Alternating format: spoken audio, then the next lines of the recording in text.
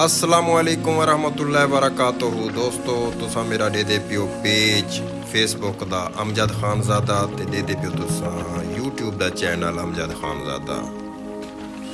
अज मैं गया सरकी जेरहा दरियाए सिंध ते दरियाए चनाब दे अध दे विच एक शहर है छोटा जिहा। अज मेरा मूड बड़ी है जो मैं वेंदा मछली गिनण दरिया दी।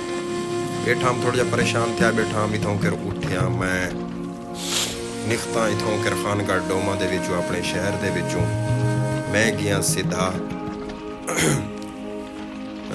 कोटला गुलाम शाह कोले गुलाम शाह किनों सफ़र करेंदी मैं पहुँच गया सरकी उथा कर वांचते मैं मच्छी का पता किते मच्छी मेरे को मिली है छाली तकरीबन कोई 1.5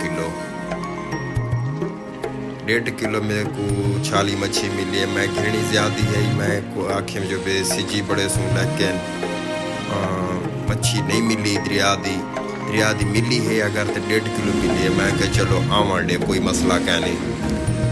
वाल इथों जल्ले मैं गया खानगढ़ डोमा दे विचों रोड पट्टिया आया है। जल्ले मैं सरकी पहुँचा उथा कर मच्छी की मच्छी घिनते 1.5 किलो मैं रस्ता ही अख्तियार किते मैं के बंद किनों वेंदा ते कुंदई वंज निकल सा।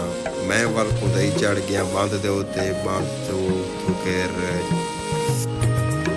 जेरा मेरे को माहौल मिले मज़ेदार माहौल मिले कमाल दा माहौल मिले तुसा दे पियो सो।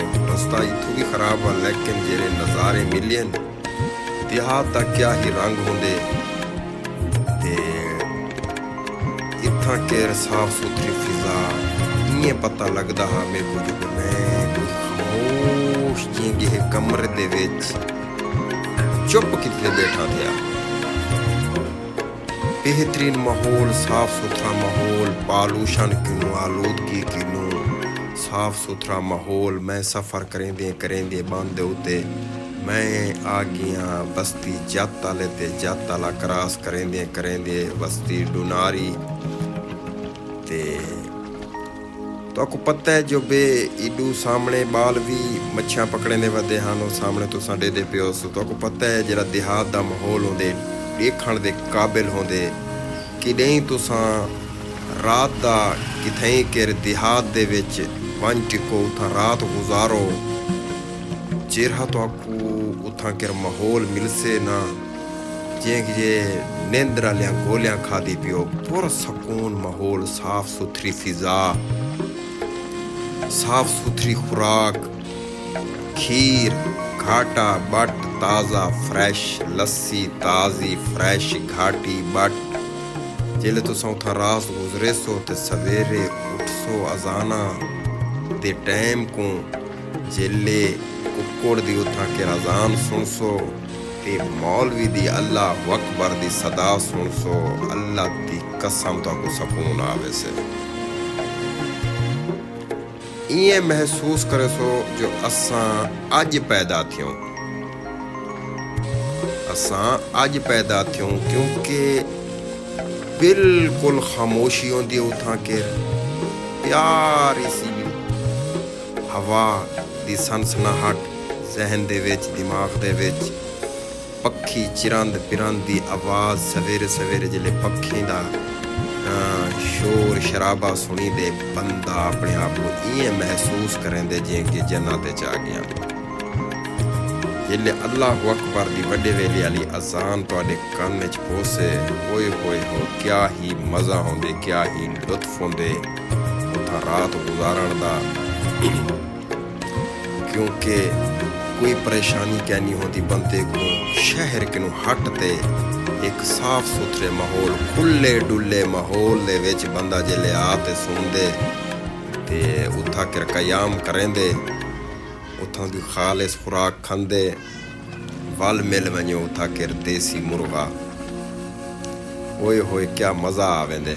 मैं सफ़र करेंदे रस्ता दे पियो सो तुसा मिट्टी है इथा के रेत है ते बंद थोड़ा जा त्रुटा पे रास्ता बिल्कुल ख़राब हा। मैं सफ़र करेंदे मैं आ गया इथा कर बस्ती नुनारी एक कुंदई दे बिल्कुल नज़दीक इलाका है। कुंदई बिल्कुल ही को करीब लगदे वो सफ़र करेंदे करेंदे मैं कुंदई वाली साइड ते पे आयो। वल रस्ते दे विच मेरे जेरे मंजर मिलिए बेहतरीन, मेरा तो जहन बिल्कुल फ्रैश थी गया। जितना भी डिप्रेशन है इडू भी पानी दे पियो सो तुसा। मैं आधे च बंद दे उत्ते सफ़र करेंदे आखिरकार मैं कुंदई दे बिल्कुल नेड़े लग आयो। इरादा वैसे भी मैं तर्क कर दितो मूडू दा जो भी वापसी पिछी ते वो जरा रोड आया हम वो वञा खानगढ़ शहर दो ना। मैं ए पिछला लिंक रोड पकड़ी तो बंद उत्ते चढ़ आयो।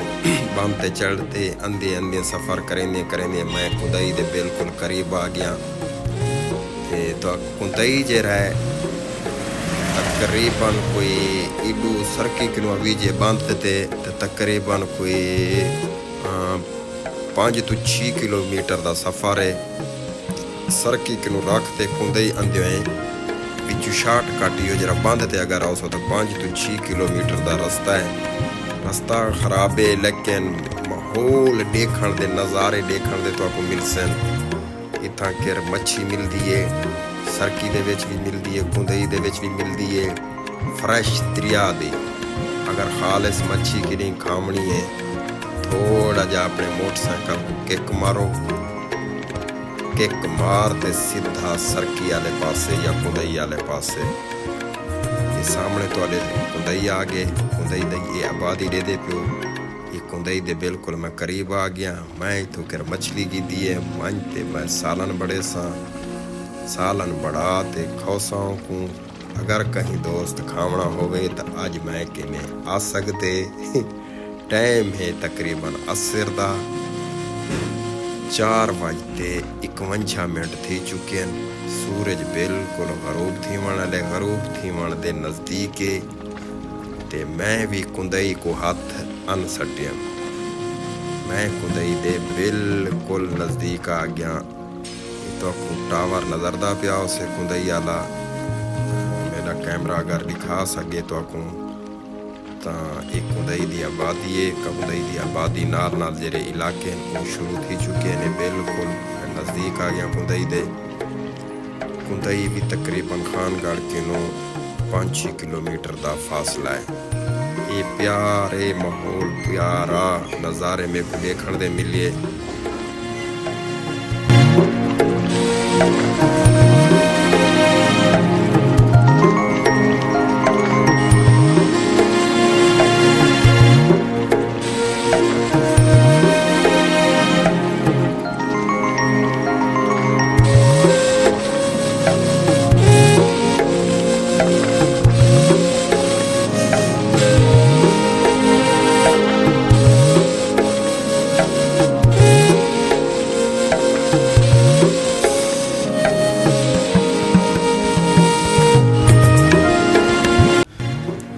मैं सरकी किनू सफ़र करेंदे बंद दे तो सफ़र करेंदे मैं आ गयो कुंदई शहर दे विच इंटर थी गयो।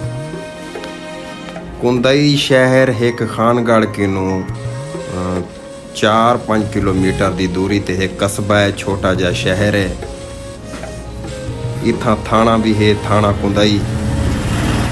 इत्थां साडा एक दोस्त लगा आया है मोहम्मद अब्बास मिसन पुलिस दे विच। मैं इरादा किते मैं क्या अपने दोस्त अब्बास मिसन भाई किने बहू जरा ये तुसा दे पियो सो थाना ही दे विच भर्ती है।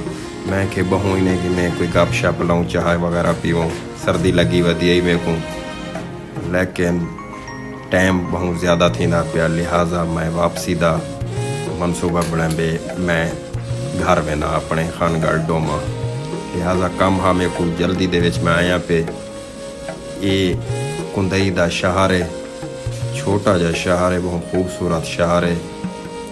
खूबसूरत लोग रहते हैं, बहुत ही प्यारा शहर है, छोटा जा शहर है।